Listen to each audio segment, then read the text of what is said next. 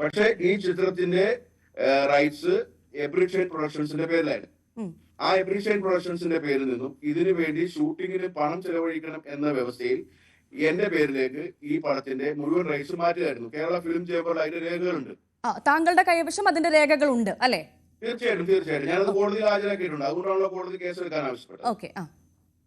അപ്പം അങ്ങനെ എനിക്ക് അവകാശം നിലനിൽക്കെ ഈ സിനിമയുടെ മുഴുവൻ റൈറ്റ്സും അവകാശം അങ്ങനെ പറഞ്ഞിട്ടാണ് ഞാൻ ഈ സിനിമയ്ക്ക് വേണ്ടിയിട്ട് ഇതിന്റെ ഷൂട്ടിങ്ങിന് വേണ്ടിയിട്ട് പണം ചെലവാക്കുന്നത്. ആ പണം ചെലവാക്കിയതിനു ശേഷം ഈ 14 ദിവസം ഷൂട്ടിന് വേണ്ടി ബംഗാളിൽ പോയിട്ട് 11ാമത്തെ ദിവസം ബഡ്ജറ്റുമായി ബന്ധപ്പെട്ടുണ്ടായ തർക്കത്തിൽ ഡയറക്ടറുടെ സ്വന്തം ഇഷ്ടപ്രകാരം ഷൂട്ടിംഗ് അവസാനിപ്പിക്കുകയായിരുന്നു. അതിനുശേഷം ഇവര് ഞാൻ അറിയാതെ ഇതിന്റെ വിദേശ വിതരണാവകാശം മറ്റൊരു കമ്പനിക്ക് നൽകി. 5 കോടി രൂപയ്ക്ക് കരാർ ഉറപ്പിച്ച് 2 കോടി രൂപ പോളി ജൂനിയറിന്റെ അത് താങ്കൾ അറിഞ്ഞത് എപ്പോഴാണ്? ഇത് മറ്റൊരു കമ്പനിക്ക് നൽകി എന്നുള്ള വിവരം താങ്കൾ എപ്പോഴാണ് അറിഞ്ഞത്? ഞാൻ ഇവർ ഇത് കരാർ കൊടുത്തതിന് ശേഷമാണ് ഞാൻ അറിഞ്ഞത്. ഞാൻ കമ്പനിയുമായി ബന്ധപ്പെട്ടു. അതുപോലെ തന്നെ ഇതിന്റെ ഫിനാൻസ് കൺട്രോൾ ഉണ്ടായിരുന്നു, അദ്ദേഹം എന്നെ അറിയിച്ചു. ഈ 2 പടത്തിന്റെ ഫിനാൻസ് കൺട്രോൾ ഒരാളായിരുന്നു. അദ്ദേഹത്തിന് പോളി ജൂനിയറിന്റെ ഓഫീസിൽ നിന്ന് വിവരം കിട്ടിയതിന്റെ അടിസ്ഥാനത്തിൽ അദ്ദേഹം എൻ്റെ അടുത്ത് ഇങ്ങനെ കച്ചവടം നടന്നിട്ടുണ്ടെന്ന് സൂചിപ്പിച്ചു. ഞാൻ ഈ കമ്പനിയെ നേരിട്ട് ബന്ധപ്പെട്ടു. അവര് നേരിട്ട് ഇത് അംഗീകരിച്ചു. അപ്പൊ അവരുടെ അടുത്ത് പറഞ്ഞത് ഞങ്ങളോട് പറഞ്ഞിരിക്കുന്നത് നിർമ്മാതാവിനെ മാറ്റും എന്നുള്ളതാണ്.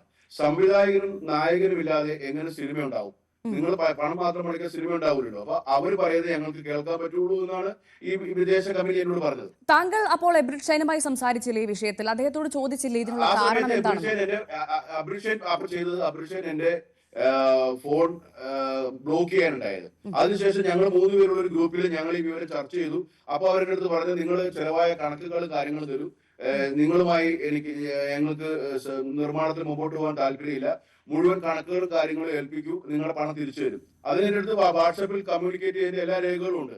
അപ്പം അത് അനുസരിച്ചിട്ട് പോളി ജൂനിയറിന്റെ ഓഫീസിൽ ആക്ഷൻ ഹീറോ ബിജു 2-ന്റെ മുഴുവൻ ഷൂട്ടിങ്ങുമായി ബന്ധപ്പെട്ട മുഴുവൻ ബില്ലുകളും പേപ്പറുകളും രേഖകളും അവരുടെ ഓഫീസിൽ പരിശോധനയ്ക്ക് കൊടുത്തു. അവരത് കൺഫേം ചെയ്തു. എനിക്ക് അവർ മെയിലിൽ കൺഫർമേഷൻ തന്നു. 3 ലക്ഷം രൂപയുടെ ഒരു ക്ലാരിറ്റി വേണമെന്ന് പറഞ്ഞു, അതും കൊടുത്തു. ഇതെല്ലാം മെയിൽ വഴി കമ്മ്യൂണിക്കേറ്റ് ചെയ്തിരിക്കുന്ന കാര്യങ്ങൾ. ശരി, അപ്പോൾ ഒരു വ്യക്തതയ്ക്ക് വേണ്ടി ഞാൻ ചോദിക്കുകയാണ്, ഈ സിനിമയും ആക്ഷൻ ഹീറോ ബിജു 2 എന്ന സിനിമയുമായി ബന്ധപ്പെട്ട വിതരണാവകാശം മറ്റൊരു കമ്പനിക്ക് നൽകിയത് താങ്കൾ അറിഞ്ഞിരുന്നില്ല, താങ്കൾ അവിടെ പൂർണ്ണമായി കബളിപ്പിക്കപ്പെടുകയായിരുന്നു അല്ലേ? തീർച്ചയായിട്ടും. ഈ വിവരം അറിഞ്ഞതിന് ശേഷം ഞാൻ ഇവരെ ബന്ധപ്പെട്ടപ്പോ ഇവർ 2 പേരും ഫോൺ എടുക്കാൻ തയ്യാറായില്ല. ഷൈൻ ഫോൺ ബ്ലോക്ക് ചെയ്തു, നിവിൻ ഫോൺ എടുത്തിട്ട് അവസാനം വാട്സ്ആപ്പ് ഗ്രൂപ്പിലാണ് പിന്നീട് ചർച്ച ചെയ്ത്. പിന്നീട് നിവിന്റെ മാനേജർ ഞങ്ങൾ കോൺഫറൻസ് കോളിട്ട് വിളിച്ചു. എന്നിട്ട് പറഞ്ഞു നിങ്ങൾ നിർമ്മാണത്തിൽ നിന്ന് മാറും, അവര് മുഴുവൻ മഹാവീറിന്റെ ബിജുവിന്റെ എല്ലാ ബാധ്യതകളും നിവിൻ പോളി ഏറ്റെടുക്കുകയാണ്, അതുകൊണ്ട് മുഴുവൻ കണക്കുകളും നിവിൻ പോളിയുടെ ഓഫീസിൽ എത്തിക്കണം എന്ന് പറഞ്ഞതിന്റെ അടിസ്ഥാനത്തിൽ മുഴുവൻ കണക്കുകളും നിവിൻ പോളിയുടെ ഓഫീസിൽ എത്തിച്ചു. അതിനുശേഷം കഴിഞ്ഞ 1 വർഷമായിട്ട് പണം തരാം എന്ന് പറഞ്ഞ് ഇങ്ങനെ ഞാൻ അവരെ പുറകെ നടക്കുകയാണ്. ഇതുവരെ പൈസ കിട്ടിയിട്ടില്ല. ഇത്തരത്തിൽ ഈ സിനിമയുടെ വിതരണാവകാശം മറ്റൊരു കമ്പനിക്ക് നൽകിയതിന് ഒരു കാരണം എബ്രിഷൈന് പറയാനുണ്ടാകുമല്ലോ. അദ്ദേഹം എന്താണ് പറഞ്ഞതെന്ന് താങ്കൾക്ക് അറിയാമോ? ഈ വിഷയവുമായി ബന്ധപ്പെട്ട് എന്ത് പ്രതികരണം ഞാനോട് കമ്മ്യൂണിക്കേറ്റ് ചെയ്തിട്ടില്ലല്ലോ.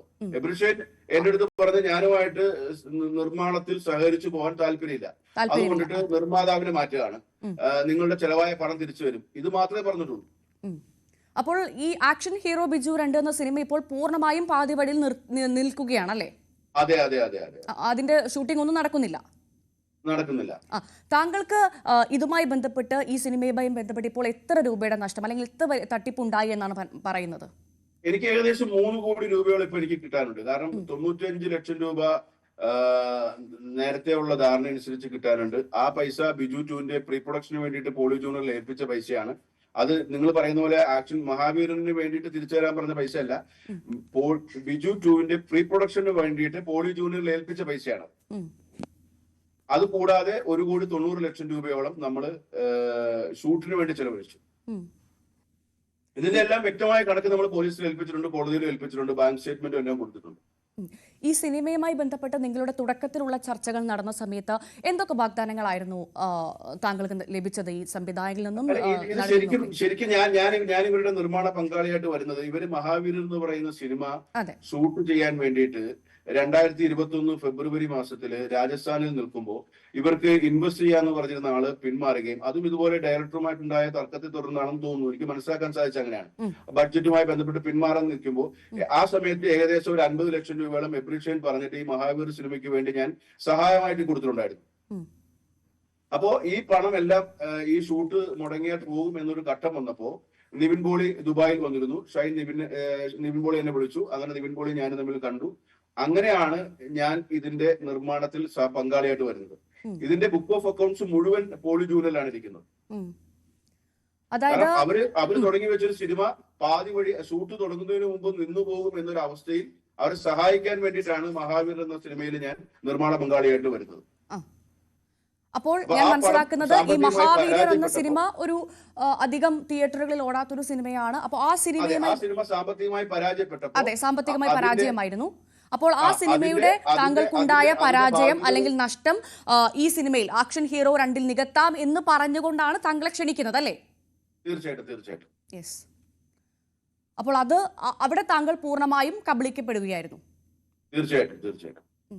ഏത് ഘട്ടത്തിലാണ് താങ്കൾക്ക് അന്വേഷണവുമായി മുന്നോട്ട് പോകണം അല്ലെങ്കിൽ കോടതിയെ സമീപിക്കണം, തനിക്ക് നീതി ലഭിക്കണമെന്ന് തോന്നിയത് ഏത് ഘട്ടത്തിലായിരുന്നു? കഴിഞ്ഞ ഒരു വർഷമായി ഞാൻ ഇവരുടെ ഓഫീസിൽ നിരന്തരം ഇതിന്റെ കാര്യങ്ങൾക്ക് വേണ്ടിയിട്ട് പോവുകയാണ്. ഞാൻ ദുബായിലാണ് ബിസിനസ് ചെയ്യുന്നത്, ദുബായിലാണ് ജീവിക്കുന്നത്. ഞാൻ ഇവിടുന്ന് എല്ലാ മാസവും അവിടെ എത്തും. എന്റെ പാസ്പോർട്ടിനകത്ത് പരിശോധിച്ച് നിങ്ങൾക്ക് മനസ്സിലാവും. എല്ലാ മാസവും ഇവര് പറയുന്നത് അനുസരിച്ചിട്ട് അവരുടെ ഓഫീസിലെത്തും. അപ്പോൾ അവർ അടുത്ത മാസം അവധി പറയും. അങ്ങനെ ഇപ്പൊ വന്ന് കഴിഞ്ഞ മെയ് മാസം 30-ാം തീയതി ഞാൻ വീണ്ടും ചെന്നു. അവിടെ ചെന്നപ്പോൾ ഇവരോട് 31-ാം തീയതി എബ്രിഡ് ഷൈനും നിവിൻ പോളിയും ഞാനുമായിട്ട് ഒരുമിച്ചിരുന്ന് സംസാരിച്ചാലാണ് ഈ പ്രശ്നം തീരുക. ഇവര് ബഡ്ജറ്റുമായി ബന്ധപ്പെട്ട് എബ്രിഡ് ഷൈനുമായിട്ട് ഒരു കരാർ ഉണ്ടാക്കിയിട്ടുണ്ട്. അതിൽ എബ്രിഡ് ഷൈൻ സൈൻ ചെയ്താൽ എന്റെ പണം മുഴുവൻ തന്നേക്കാം എന്നാണ് എന്നോട് പറഞ്ഞിരുന്നത്. ആ എബ്രിഡ് ഷൈൻ അതിനകത്ത് സഹകരിക്കുന്നില്ല. അതുകൊണ്ട് നിങ്ങൾ ഒരുമിച്ചിരുന്ന് സംസാരിക്കണം എന്ന് പറഞ്ഞതിന്റെ അടിസ്ഥാനത്തിലാണ് മെയ് 31-ാം തീയതി ഞാൻ ഇവരുടെ ഓഫീസിൽ ചെല്ലുന്നത്. അതായത് നിർമ്മാണത്തിൽ നിന്ന് താങ്കൾ അല്ലെങ്കിൽ താങ്കളെ മാറ്റിയതിനു ശേഷം താങ്കൾ പിന്മാറിയതിനു ശേഷമാണ് ഈ ചർച്ച ഉണ്ടായത് എന്നാണോ? അതായത് നിർമ്മാണത്തിൽ നിന്ന് ഞാൻ പിന്മാറിയെന്ന് വെച്ചാൽ ഇപ്പോഴും പണം ചേംബറിൽ എന്റെ പേരാണ് രജിസ്റ്റർ. എന്റെ പണം പൂർണ്ണമായി കിട്ടിയാൽ മാത്രമേ എനിക്ക് തിരിച്ചവർക്ക് എഴുതി കൊടുക്കാൻ സാധിക്കുള്ളൂ. അപ്പോ അതിന് വേണ്ടിയിട്ടാണ് എന്റെ പണം തരാമെന്ന് പറഞ്ഞിട്ടാണ് എന്നെ വിളിച്ചു വരുത്തുന്നത്. എന്നിട്ട് പിന്നീട് അവർ ചെയ്തത് കമ്മീഷൻ ഓഫീസിൽ കൊണ്ട് പരാതി കൊടുക്കാനുണ്ടായത്. പിന്നെ ഈ ആർബിട്രേഷൻ എന്ന് പറയുന്ന കേസ് എന്ന് പറയുന്നത് ഞാൻ നിവിൻ പോളിയുടെ ഓഫീസിൽ കയറരുത് എന്ന് പറഞ്ഞിട്ടാണ് ഒരു സിവിൽ ഇൻജക്ഷൻ ഓർഡർ മേടിച്ചിരിക്കുന്നത്. അത് നിവിൻ പോളിയുടെ വൈഫിന്റെ പേരിലാണ് പരാതി കൊടുത്തിരിക്കുന്നത്. പക്ഷെ നിവിൻ പോളിയുടെ വൈഫിന്റെ പേരിലുള്ള ഓഫീസ് അതല്ല.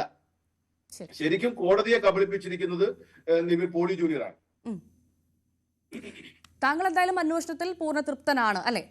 ഇതുവരെയുള്ള അന്വേഷണത്തിൽ പൂർണ്ണ തൃപ്തനാണ്. പക്ഷെ എനിക്ക് പറയാനുള്ളത് ഇവരുടെ എല്ലാ ബാങ്ക് അക്കൗണ്ടുകളും, പോളി ജൂനിയറിന്റെ പേരിലുള്ള മുഴുവൻ ബാങ്ക് അക്കൗണ്ടുകളും അല്ലെങ്കിൽ നിവിൻ പോളിയുടെ വ്യക്തിപരമായിട്ടുള്ള മുഴുവൻ ബാങ്ക് അക്കൗണ്ടുകളും പരിശോധിക്കണം. പരിശോധിച്ചാൽ ഏപ്രിൽ മെയ് മാസത്തിൽ ഈ പറയുന്ന കമ്പനിയിൽ നിന്നും പണം വന്നായിട്ട് തീർച്ചയായിട്ടും കാണാൻ സാധിക്കും.